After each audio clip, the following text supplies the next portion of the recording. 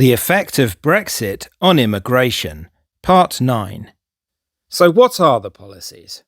The headline proposal was a ban on new overseas care workers. The care sector is notorious for being gamed to obtain leave to remain, LTR. Migrants work as a care worker for the bare minimum, then apply for LTR after 5 years, opting to do other work. Until recently, the sector accounted for the largest amount of dependent visas issued.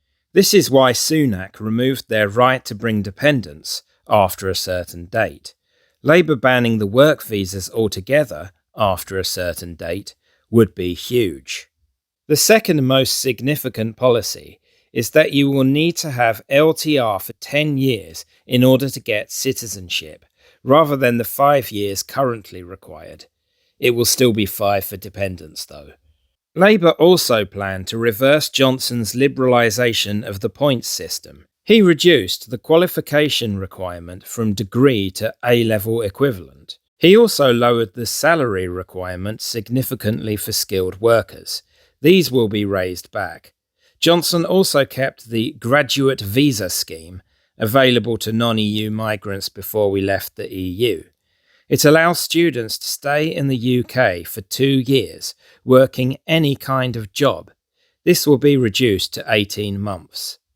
These are the 3 main proposals, which should have a significant effect on the immigration numbers. Under the plans, there will also be an increase in the English language requirements for skilled workers, dependents, and the award of settled status. The immigration skills charge for employers will be raised by 32%. The temporary shortage list will be tightened to cut the number of roles on it. Sectors with high migrant recruitment will be obliged to make plans to employ the British labour force. The White Paper floats the idea of putting a foreign student revenue tax on universities, and there are various other minor reforms suggested. Starmer claims he will go further if these measures don't make enough of an impact. We must emphasise the word "if" when discussing all of this. The White Paper has got nowhere near the legislation stage.